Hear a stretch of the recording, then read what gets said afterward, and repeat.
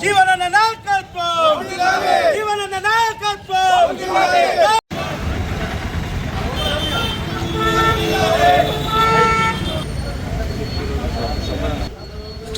సంపద అట్రా అట్లకెళ్తా తొందర ట్రాయ్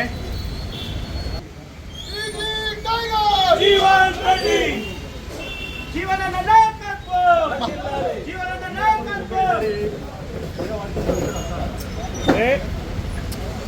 సంత వెనకరా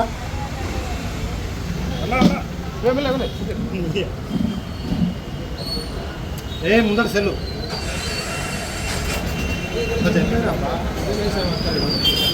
వంశీ వెనకకి ఫోన్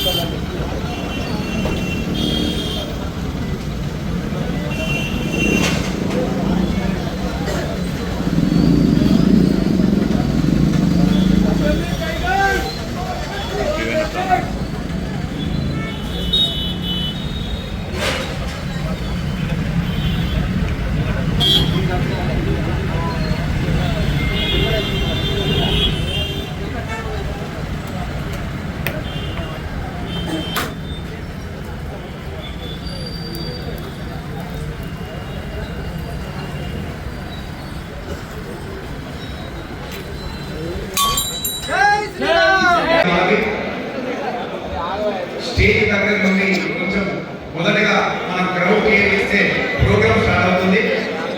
దయచేసి అందరూ స్వాగతించగలరని మనవి. అలా స్క్రీన్ ఉంది, ప్రొజెక్ట్ స్క్రీన్ ఉంది. దయచేసి ఒక 5 నిమిషాల్లో మీరందరూ తమ కేటాయించిన సీట్లలో కూర్చో. Audio system, visible video system కూడా కలదండి. కార్యకర్తలు గమనించవలసిందిగా విజ్ఞప్తి. దయచేసి ఈ వైపున మహిళలకు కొద్దిగా ప్లేస్ మహిళా ప్రజాప్రతినిధులు, పార్టీ నాయకులు, సోదరులు అన్ని బాగుంటుంది. ఆశీలు ఇవ్వడానికి కార్పెట్ వేస్తాం. సోదరులంతా వెనుక కూర్చోవాలి. మహిళా ప్రజాప్రతినిధులు, మహిళా కాంగ్రెస్ నాయకులు ఏదైతుందో నిలబడి కాంగ్రెస్ పార్టీ యొక్క బలోపేతలు కానివ్వండి, టీఆర్ఎస్ పార్టీ 19లో వచ్చిన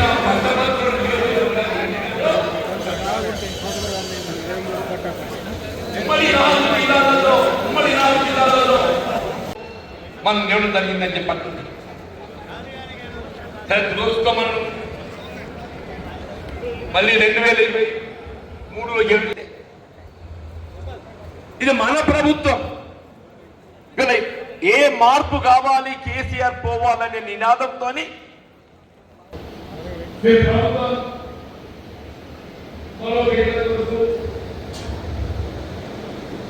ఆశ్చర్యం ఏంటంటే కాంగ్రెస్ పార్టీ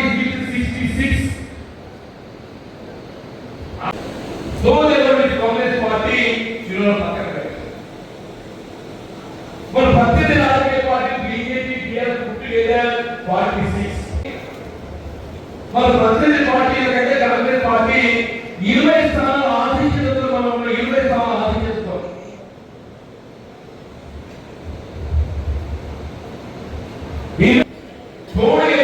స్పీకర్ కాదు కాంగ్రెస్ పార్టీ. ఎవరైనా కాంగ్రెస్ పార్టీ సభ్యులు పార్టీ ఫిరాయించేట్టుగా ఆలోచన చేస్తే పార్టీ ఫిరాయించ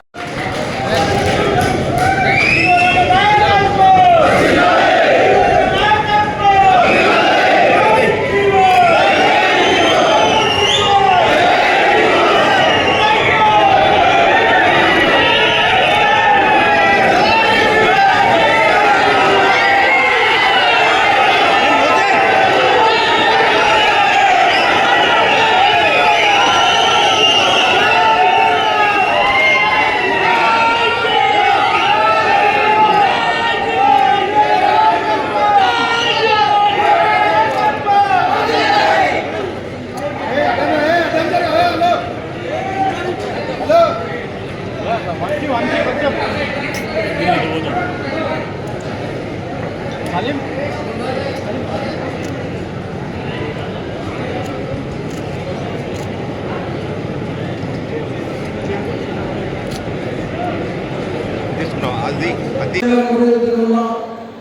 కాంగ్రెస్ పార్టీ విడిచి జీవన అండదండలో ఈ రోజు నుంచి నడుస్తున్నాను. మా టౌన్ ప్రెసిడెంట్ యాదవ్ గారు మాట. आज जो अहम इजलास था जीवन रेड्डी साहब का राजीनामा का इस प्रोग्राम में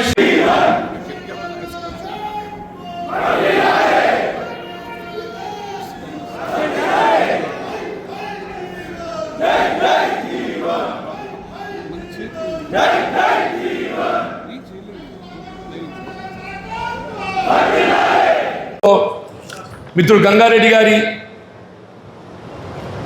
ఏదైతే దారుణ ఏదో మారణ కాండ జరిగిన తర్వాత పార్టీకి 24th అక్టోబర్ లెటర్ రాశానే.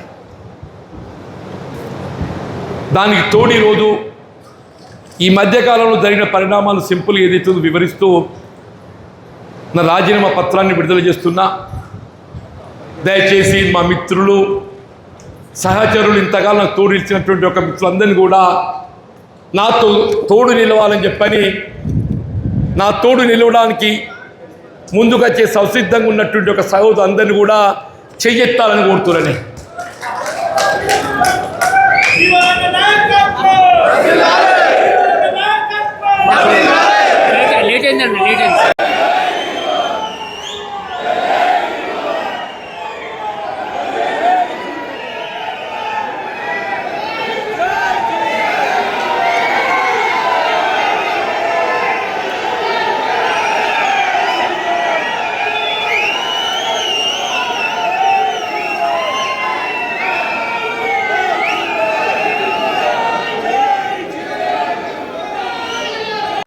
ఇదేనండి ఆలోచన.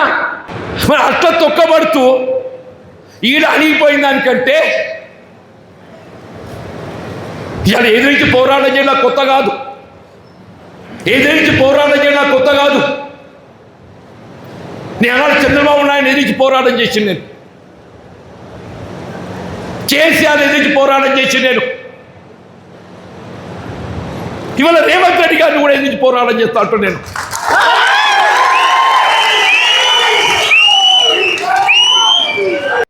దయచేసి నేను ఏదైతే ఉందో నా మనోభావాలు వ్యక్తం చేశాను.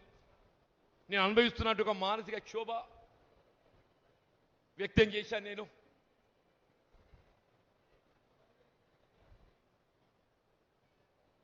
నేను పార్టీ వీడడం అనేది నాటువంటి బాధాకరం చెప్తున్నా. నేనేం స్క్రీన్ గీసుకొని ముఖ్యమంత్రి కావాలని చెప్పారు, కాంగ్రెస్ పార్టీలోకి రాలేదు. కొద్దిమంది ఏదైతున్నదో స్క్రీన్ గీసుకొని ముఖ్యమంత్రి కావాలని పార్టీలోకి వచ్చిన వాళ్ళు ఉన్నారు. నేను పార్టీలో చేరినాడు ముఖ్యమంత్రి కావాలని కోరుకోలే, నేను ఇవాళ కూడా కోరుకుంటాను. నేను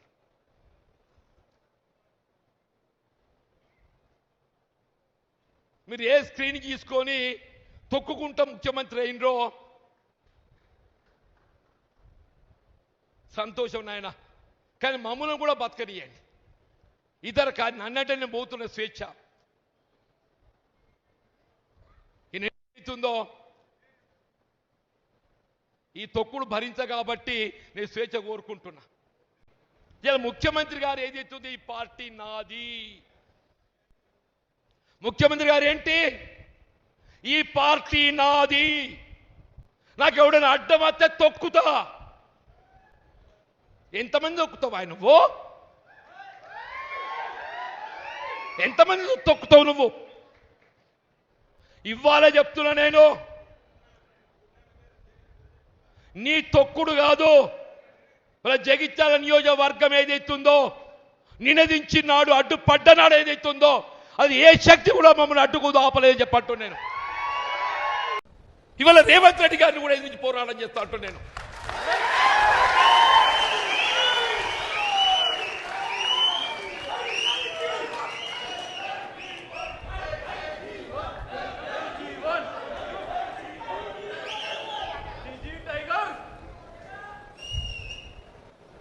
నీతో తొక్కబడు అణగదొక్కబడ్డ దానికంటే ఎదిరించి పోరాడతారు పోయేదేమున్నదే? నాకు ఎదిరించి పోయేదేంది అంటూ నేను మనం పోయేదేందని చెప్పర్రా. పోరాడదామా వద్దా చెప్పండి, పోరాడదామా వద్దా? మరి ఇక్కడ అడగదొక్కబడదామా? ఎంతకాలం ఈ అవమానాలు, ఎంతకాలం ఈ అవమానాలు, ఎంతకాలం ఈ మానసిక క్షోభ? అంటే కాంగ్రెస్ పార్టీ నుంచి ఎవడు ఎదగద్దు, కాంగ్రెస్ పార్టీ నుంచి ఎవడు ఎదగద్దు. నీ చెప్పు చేతుల్లో ఉండేటోడు, నీ దయా దాక్షిణ్యాలకు లొంగేటోడు, నీ అడుగులకు అడుగులు ఎత్తటోడు, వాడు మాత్రమే కాంగ్రెస్ పార్టీలు కొనసాగాలి.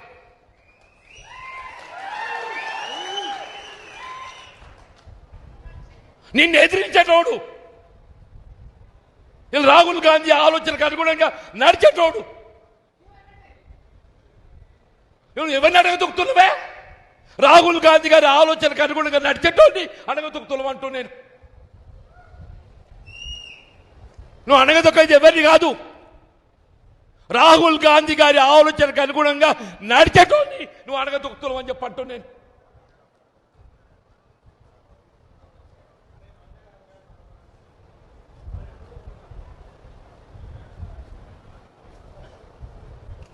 ఏ 2.5 సంవత్సరాలు నేను పదవి అడగలేదే, నేను ప్రభుత్వ సలహాదారు అడగలేదు, నిన్ను